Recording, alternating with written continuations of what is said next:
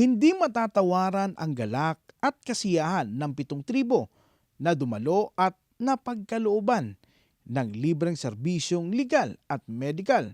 Kaya naman nag-uumapaw ang kanilang taos-pusong pasasalamat sa makasaysayang pagkakataong nakasama nila ang ating PAO Chief Persida Acosta kasama ang buong team.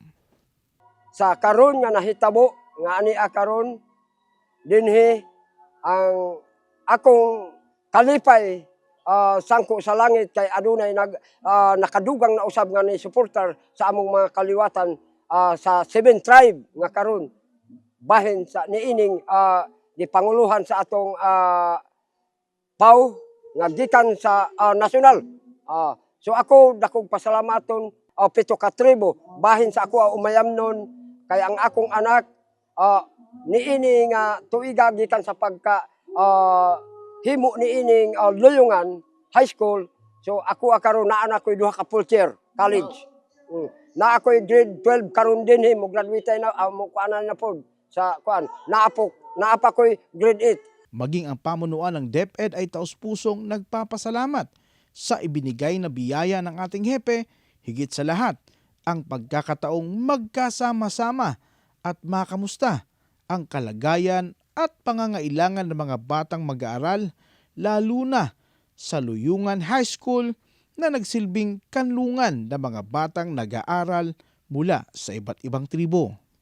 Mayong buntag sa atong tanan kay Chief Acosta. Finally, on a personal note, I now saw the face behind the column in Manila Times, Dear Pao. In fact, kay balo ko sayang gisulat kagahapon, July 21. I am happy that the Public Attorney's Office has chosen Luyungan National High School for their outreach program. Para sa atong tanan, let me tell you a little story about Luyungan National High School. Daghan IP school dinhi sa Pilipinas and even in Bukidnon. But this is the only IP school nga nag-house sa 7 tribes of Bukidnon.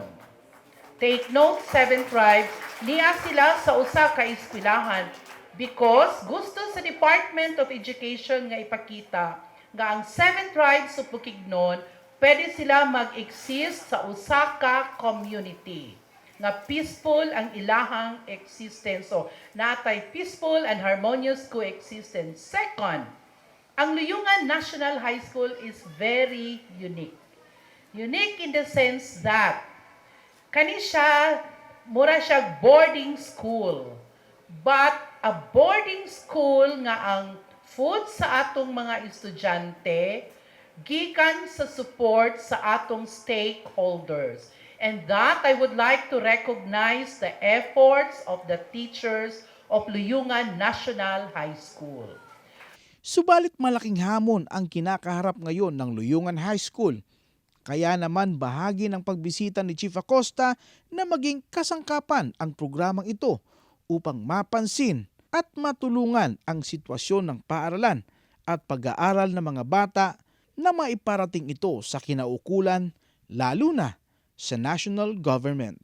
But this year lang, ang among mga estudyante sa Luyungan National High School, wala sila nagstay sulod sa eskwelahan because ang ilang dormitory, kanimagod ilang dorm, siguro mga 50 years old na ni, made of kahoy, needs major repair.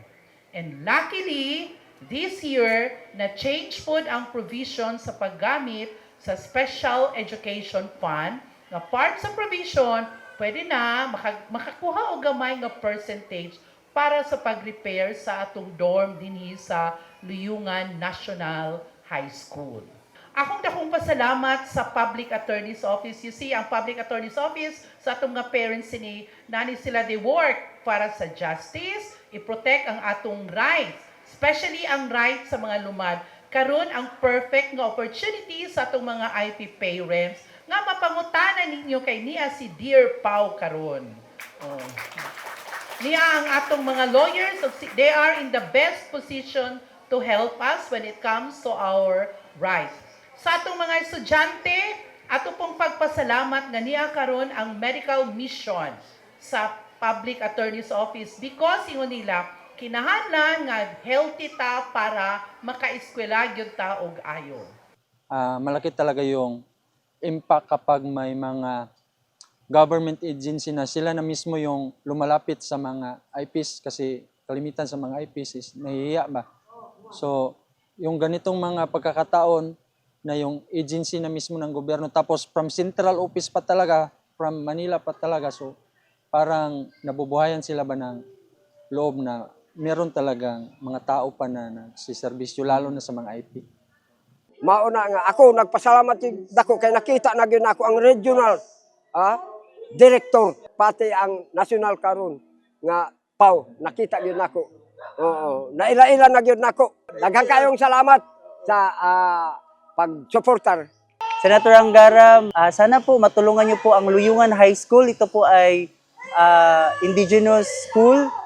Kami nagki-cater kami ng the Seven Tribes of Bukidnon at kinakailangan namin ng tulong sa inyong gobyerno na sana po kami ay mabigyang pansinin niyo. For 10 years po kaming naghahangad na sana matulungan niyo po kami kasi gusto po namin talagang makatulong sa aming mga bata po na mga lumad po. At sana po makita niyo itong video na ito na ano po mapansinin niyo, no, na makapagbibigay kayo ng tulong ng pang forever na talaga sa aming mga bata. So sa tanang tabang gikan sa Public Attorney's Office, gikan sa itong mga IP leaders, sigurado ko nga among mausab ang kinabuhi sa mga IP learners.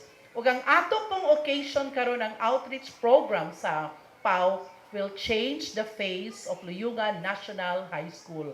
I'm sure mahibaw-an na gyud sa tanan nga ang Luyungan National High School nag-exist and even nga nag-exist siya karon, we need help para gyud mas-sweeten namo ang services nga i-offer sa Luyungan National High School.